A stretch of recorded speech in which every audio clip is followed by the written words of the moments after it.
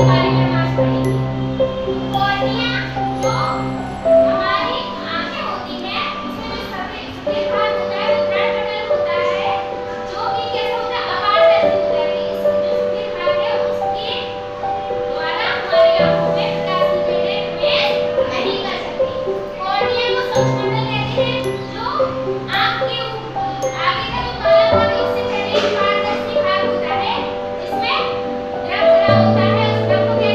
उस द्रव को क्या कहते हैं? कॉर्निया के अंदर जो द्रव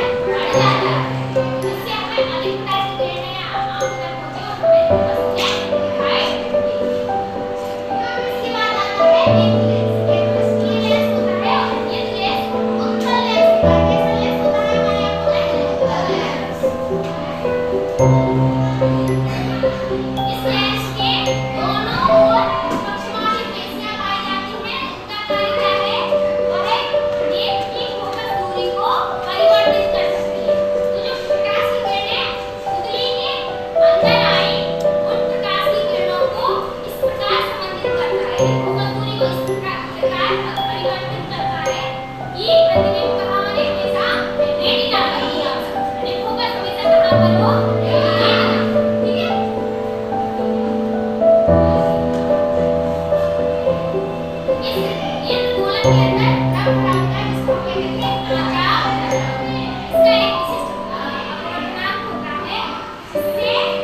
उसे कहते हैं